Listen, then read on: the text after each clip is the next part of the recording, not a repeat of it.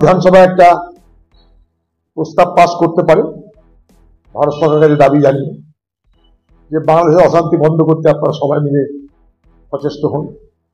আমরা তো প্রথম দিন থেকে বলেছি, দিল্লিতেও বলছি, এখানেও বলছি যে কেন্দ্র বলুন, রাজ্য বলুন, ভারতবর্ষের সবাইকে আমাদের দেশকে সুরক্ষা করার কথা ভাবতে হবে।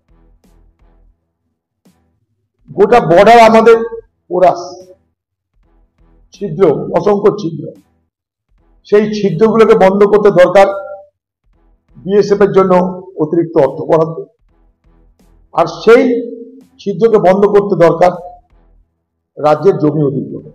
দুটোর মধ্যে সম্পর্ক তৈরি করতে হবে। পশ্চিমবঙ্গ সরকার তারা এতই যদি বাংলাদেশের মানুষের জন্য চিন্তা থাকে তাহলে কমসে কম বিধানসভাতে প্রস্তাব পাস করাতে পারে। আমরা তো বলছি যে ভারত সরকারের উচিত আন্তর্জাতিক চাপ তৈরি করা, কারণ বাংলাদেশের সুরক্ষা আমাদের সকলের সুরক্ষা। বাংলাদেশে অনেক ঘটনার মধ্যে একটা জিনিস আমাদের দেখতে হবে যে সেখানকার যে সামরিক বাহিনীর প্রধান, সে কিন্তু একটা সত্য কথা বলার চেষ্টা করেছে, ওয়াকারুজ্জামান, যে বাংলাদেশ এবং ভারতবর্ষের যে সম্পর্ক, এই সম্পর্ক পরস্পরের জন্য শুভকর। তাই বাংলাদেশের সরকার এমন কোনো কাজ করবে না যাতে ভারত বিপদে পড়ে, আর ভারতে এমন কোনো কাজ করবে না যাতে বাংলাদেশের ক্ষতি হয়। বাংলাদেশের সামরিক বাহিনীর যিনি প্রধান, তার এই বক্তব্য বাংলাদেশের আজকের পরিস্থিতিতে নিশ্চয়ই আগামী দিনের সমাধানের একটা দিশা দেখাতে পারে বলে আমি মনে করি। আমরা অকারণে ভোটের বাজার গরম করার জন্য বাংলাদেশের বাতাবরণকে কেন্দ্র করে আমরা এখানে যেন তু তু মাই মাই না করি, বরং পশ্চিমবঙ্গ সরকারের পক্ষ থেকে আমরাও বলতে পারি, আমরা তো বাঙালি একটা নয়, বাংলাদেশের বাঙালি, এ রাজ্যের বাঙালি, আমরা মনের তরে বাংলা ভাষী, বাংলা সংস্কৃতি, বাংলা শিক্ষা, বাংলা সভ্যতা আমাদের উভয়ের কাছে গ্রহণযোগ্য। তাই এ রাজ্যের পক্ষ থেকেও তো আমরা বাংলাদেশ সরকারের কাছে আবেদন করতেই পারি যে বাংলাদেশের পরিস্থিতি স্বাভাবিক হোক। সেটাও তো বাংলার মুখ্যমন্ত্রী হিসাবে আমরা করতে পারতাম।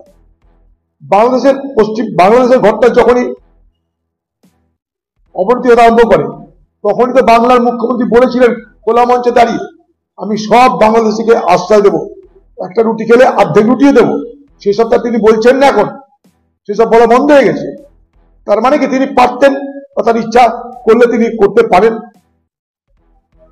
তো সেই জন্যে বাংলাদেশের যেহেতু সেখানকার ইন্টারিম সরকার, আপনার তারা বাংলাদেশের সরকার, পশ্চিমবঙ্গের মুখ্যমন্ত্রী তিনিও দাবি করতে পারেন এই বাংলার মানুষের পক্ষ থেকে যে বাংলায় মানুষ চাইছে বাংলাদেশের অশান্তি বন্ধ হতে, এটাও তো করতে পারে।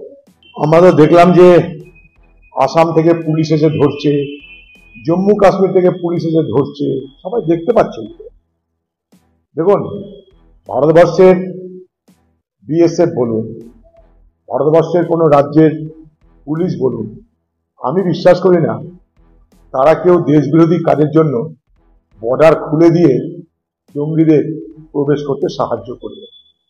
বিএসএফ আমাদের সীমানা পাহারা দেয়, তারা দেশকে রক্ষা করে। সেই বিএসএফ এ বাঙালি আছে, অবাঙালি আছে, হিন্দু আছে, মুসলমান আছে। আমি যদি সেই বিএসএফ কে দোষারোপ করি তাহলে আমি আমার নিজের দেশবাসীকে দোষারোপ করা হয়।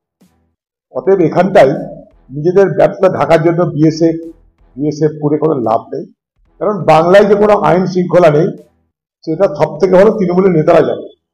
কারণ তৃণমূলের নেতারা আজকে বাংলায় পুলিশের যে কদর্য দালালি, তার দৌলতে ক্ষমতায় আছে। হ্যাঁ, ভারত নতুন করে দখল, তাহলে পুরোনো যারা দখল, তাদের মাপ। পশ্চিমবঙ্গের মুখ্যমন্ত্রী বলে যে নতুন করে যদি জমি দখল হয় তাহলে আমি ছাড়বো না। তারপরে এতদিন যে জমি দখল হয়েছে, আপনার পার্টির লোকরা যা যা জমি দখল করেছে সব জামিন হয়ে গেল, সব মাফ হয়ে গেল।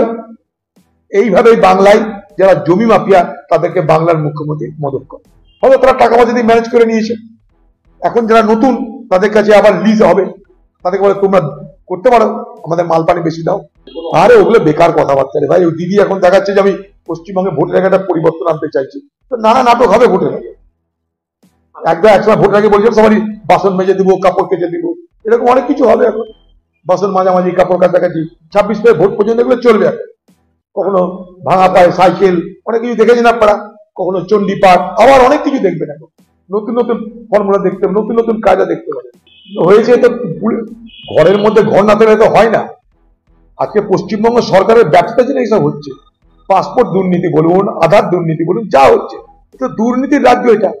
এই দুর্নীতির রাজ্যে যা কিছু দুর্নীতি হয়, প্রশাসনের প্রত্যক্ষ পরোক্ষ মদত তো থাকতেই হবে, এটার মধ্যে নতুনত্ব কিছু নেই। তাই পুলিশকে ধরতে হবে আগামী দিনে। पुलिस ছাড়া কোনো অপরাধ তো হচ্ছে না বাংলায়। देखिए किसका जमानत मिले या ना मिले, हमारे पड़ोसी देश में इसमें दखलंदाज करने की कोई अधिकार मेरे पास नहीं है, किसी को नहीं है।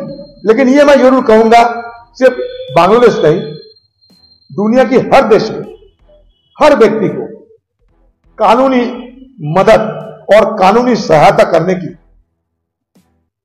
अधिकार है, कानूनी न्याय मिलने की अधिकार है। इसलिए हम चाहते हैं कि सारे दुनिया में हर देश में न्याय प्रक्रिया सही ढंग से चले, न्यायालय रहे, न्यायाधीश रहे, कानून रहे और कानून के मुताबिक न्याय मिले। ये सारे देश में, सिर्फ नहीं सारे दुनिया में ऐसा हो, यही हमारी तरफ से यही हम गुहार लगाते आए हैं। लेकिन जब सुनने को मिलता है कि बांग्लादेश में कोई वकील खड़ा होने नहीं सकते डर की मारे, तो चिंता जरूर होते हैं कि बांग्लादेश में ऐसा तो नहीं था। बांग्लादेश में आज कोई चुने हुई सरकार भी नहीं है, और वकीलों की यह कहना है कि किसी को राष्ट्रद्रोही बनाने के लिए बांग्लादेश में जो कानून व्यवस्था है, उसमें सरकार को उनके खिलाफ केस दर्ज करना चाहिए। लेकिन यहां क्या हुआ, बजाय सरकार कोई राजनीतिक नेता ने केस दर्ज किया। ये मतलब हम मीडिया में ये हमको देखने को मिलता है। मैं इस समय जरूर ये एक नजीर पेश करना चाहते हैं, ये हवाला देना चाहते हैं कि हमारे हिंदुस्तान में जब मुंबई में हमला हुई थी आतंकवादियों की तरफ से, काफी लोगों की मौत हुई थी, हमारे बड़े बड़े ऑफिसर शहादत लेने पड़ी। उस समय भी अजमल कसाब जो अपराधी थे, उसका भी कानूनी सहायता हमारे देश में मिले थे, और कानूनी प्रक्रिया की बदौलत उनको फांसी की सजा सुनाई गई थी। लेकिन यहां दो मीडिया की खबर के मुताबिक कानूनी प्रक्रिया की मदद, कानूनी प्रक्रिया सही ढंग से नहीं हो पा रहे हैं, और कानूनी मदद जो व्यक्ति है, जो सन्यासी जिसको कहते हैं, उनको नहीं मिल रहा है। इस सरकार को देखना चाहिए, सारे दुनिया की जितने मानवाधिकार संगठन है, इनकी तरफ से बांग्लादेश की जो इंटरिम सरकार है, उस पर दबाव डालना जरूरी है।